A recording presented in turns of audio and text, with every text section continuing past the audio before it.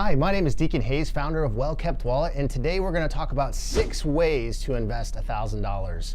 And these are legitimate ways. So obviously, you probably heard of ways where, buy a lottery ticket, or you have some friend that has some venture that they want you to invest in. We're not talking about that. We're talking about these are legitimate ways that you can take your $1,000 and grow that investment.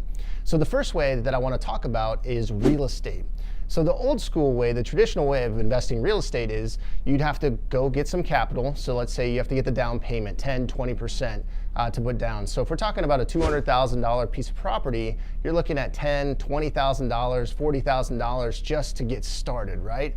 Well, nowadays, there's a new platform called crowd-funded real estate.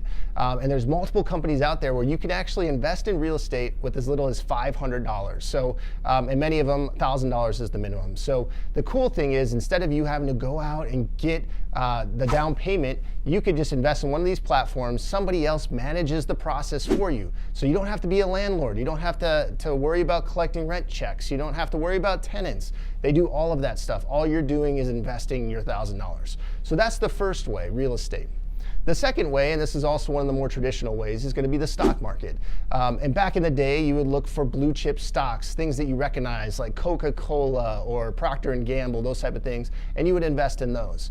Well, nowadays, they have ETFs and index funds, and there's companies, and there'll be links below this video, where you can invest in multiple companies and get dividends from multiple companies by one investment. It makes it so much easier, the costs are so much lower, and it's a safer way because you're more diversified. You can play the single stock route, but just know that there are a lot of companies that have gone under, like Blockbuster, Circuit City, companies that were huge behemoths that no longer exist. So it can be very risky if you put all your eggs in one basket. So I recommend doing something like an ETF or a index fund when it comes to investing in the stock market. The third way, and this is also, we're putting a little bit more risk on the table here, is called peer-to-peer lending. So this is where people are actually looking for money. They need to either, let's say, remodel their home or start a business or do different things, and they can't get money a traditional way through a bank. So what you can do is sign up for a peer-to-peer lending platform, and we'll have links below the video for that. Where you can put your money out there, $1,000, and get 6 to 10% return based on your risk tolerance, right? So they have different grades of loans, so A to F, right? So F are going to be more risky, A is going to be a little bit safer, so you're going to lower return. But that's the third way that you can actually invest your $1,000.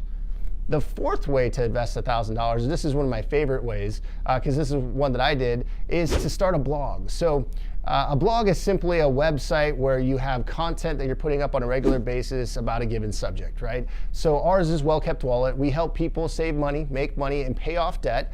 And so what we do is we create content on a regular basis to help people in those 3 categories.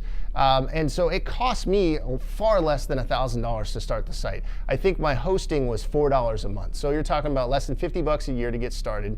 And the reality is you could easily turn that less than $1,000 investment into a 6-figure business, but it does take time, it does take research, affiliate marketing, ad networks, all that type of stuff. But that's my favorite route because it's something that you control, right? When you invest in real estate or the stock market, there's a lot of things that are out of your control, right? You can't control when the real estate market's going to go down, the stock market's going to go down, what companies perform and which ones don't. Your blog, you can actually figure out like how often can you post? Can you hire writers? Can you find more ways than one to actually monetize it? So that's the fourth way. The fifth way, and this is also one that I like and is kind of untraditional, is to pay off your debt. So if you have high interest credit card debt, that could be crushing you. And so most people, I think the average is over 14%, right? Well, we talked about lending, the peer-to-peer lending, talked about the stock market. People would love to get 14% on their money. So essentially paying off a 14% credit card is like making 14%, right? Because you're no longer paying that interest to somebody else. So that's why that's the fifth way that I would recommend that you invest your $1,000. The last way, and this is along the lines of the starting the blog, but starting your own business. There's a book by Chris Guillebeau called $100 Startup. And it's all of these people that started businesses with very little capital. And the beauty of that is, once again, you're in control. So you can figure it out whether you want to create create a video company, right, that records videos for people and want to make that work. Or if you want to start a graphic design business, whatever it is, taking that money and utilizing some of the platforms out there. So some of the platforms out there that will give you kind of the best exposure are going to be like Fiverr and Upwork. These are places where you can list your services and say, hey, I do graphic design, and here's how much I would charge to do that.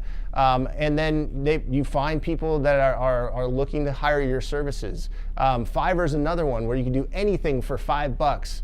And it's an amazing platform that you can actually use to find potential clients and to grow your business.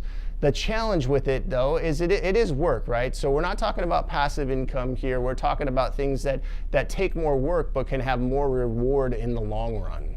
So these were the main ways to invest $1,000 when it comes to the real estate, stock market, peer-to-peer lending, starting a blog, using your skill sets, paying off your debt, and starting a business.